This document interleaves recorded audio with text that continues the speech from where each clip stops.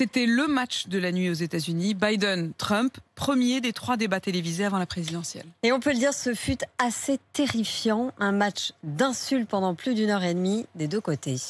Tout ce qu'il a dit jusqu'ici n'est que mensonge. Tout le monde sait que c'est un menteur.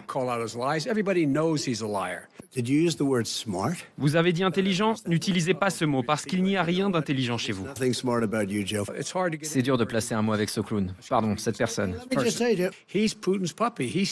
le caniche de Poutine. Il reste là à jouer au golf. Vous jouez sans doute plus que moi, Joe. Est-ce que vous allez la fermer?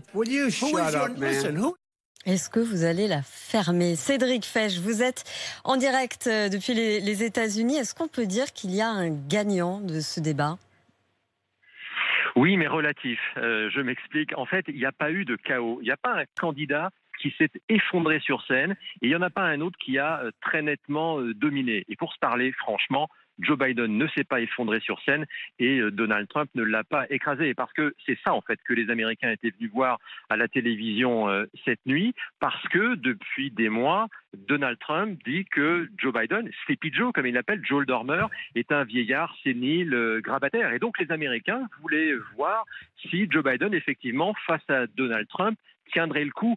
Et Joe Biden a tenu le coup. Donc pour Joe Biden, c'est une victoire. Vous venez de rappeler les répliques que Joe Biden a lancées. C'est franchement une surprise. On n'a pas entendu un Joe Biden aussi offensif pendant la primaire démocrate face à ses camarades. C'est plutôt lui qui était la victime de répliques cinglantes. Donc c'est une victoire pour Joe Biden, même si évidemment il remplit pas l'écran comme un Donald Trump. Il n'a pas la fluidité dans l'expression d'un Donald Trump. Il bégaye. Parfois, il se laissait couper la parole par Donald Trump, mais il a répliqué. Et en fait, c'est une victoire pour Joe Biden, encore une fois, parce qu'il a montré aux Américains qu'il était capable à la fois physiquement et intellectuellement. Cédric Fesch, en